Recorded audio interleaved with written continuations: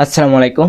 আমি মোহাম্মদ আজাদুল ইসলাম আপনাদের সাথে আছি বরাবরের মতোই। আজকেও আমি ক্রিকেট নিয়ে আলোচনা করব। আজকের আলোচনাটা হতে যাচ্ছে একটু ভিন্ন। আর আজকের আলোচনাটি হচ্ছে বিপিএল নিয়ে। আর বিপিএল এর এবারের আসরে আমরা জানি যে 5টা দল কিন্তু অংশগ্রহণ করবেন।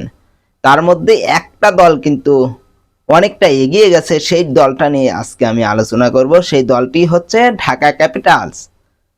ঢাকা ক্যাপিটালস একের পরে এক চমক দিয়ে শুধু যাচ্ছেই। তারা এমনভাবে চমক দিচ্ছে, সেটা বাকি যে 4টা দল আছে তারা শুধু তাকিয়ে তাকিয়ে দেখতেছে।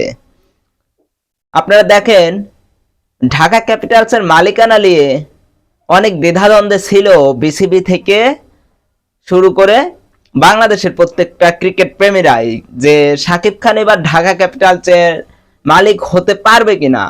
কিন্তু অবশেষে সাকিব খানই কিন্তু ঢাকা ক্যাপিটালসের মালিকানায় রয়ে গেল এবং পরবর্তী আরো 5 বছরের জন্য বিসিবির সাথে চুক্তিবদ্ধভাবে সাকিব খানই ঢাকা ক্যাপিটালসের মালিক। তো ঢাকা ক্যাপিটালসের মালিক যেহেতু সাকিব খান নিজে কিন্তু একজন ব্র্যান্ড নাম্বার 1 দেশের। তার দলকেও তিনি বানাতে চাচ্ছেন নাম্বার 1 দল। সেই ঢাকা ক্যাপিটালস গতবারের আসরে কিন্তু চ্যাম্পিয়ন হতে পারেনি, সেমিফাইনাল খেলতে পারেনি। সেই দলটাই কিন্তু আবারও অংশগ্রহণ করতে যাচ্ছে 2025-26 বিপিএল। এবারের আসরে সর্বপ্রথমেই ঢাকা ক্যাপিটালস দলে ভিড়িয়েছেন সাইফ হাসানকে, যিনি কিনা এখন দুর্দান্ত ফর্মে আছেন বাংলাদেশের। তিনি কিন্তু অনেক ভালো মাপের একজন খেলোয়াড়। সেই দিক থেকে সাকিব খান সাইফ হাসানের পরে আবার ভিড়িয়েছেন তাসকিন আহমেদকে। তাসকিনের পরে কিন্তু আবার ভিড়িয়েছেন সাব্বির রহমানকে, যেই সাব্বির রহমান সবসময় আলোচনার কেন্দ্রবিন্দু হয়ে থাকেন। সেই Sabbir Rahman hard hitter batting, তিনি কিন্তু ঢাকা ক্যাপিটালসের সাথে চুক্তিবদ্ধ হয়েছেন ডাইরেক্ট সাইনে। ভাই কি বলবো, ঢাকা ক্যাপিটালসের সাথে সাকিব খান এমন ভাবে সবাইকে যুক্ত করছেন যে ঢাকা ক্যাপিটালস দলটাই যেন একটা নাম্বার 1 হয়ে উঠতেছে। আমরা তো পুরোই অবাক হয়ে যাচ্ছি যারা ক্রিকেট প্রেমী আছি। কারণ অন্য অন্য 4টা দল যেখানে প্লেয়ার কিনতে দ্বিধাদ্বন্দ্ব করছে, সেখানে কিন্তু ঢাকা ক্যাপিটালস সবার আগে কিন্তু 3জন খেলোয়াড়কে কিন্তু নিয়ে নিয়েছে। এরই মাঝে আবার আরেকটা ভালো খবর হচ্ছে, ঢাকা ক্যাপিটালস কিন্তু লিটন দাস এবং তানজিদ হাসান তামিমকে কিন্তু ছেড়ে দিয়েছে। জানি না তাদেরকে আবার ড্রাফট থেকে নিবে কিনা, কিন্তু ডাইরেক্ট সাইনে এই দুজনকে নিয়েছে।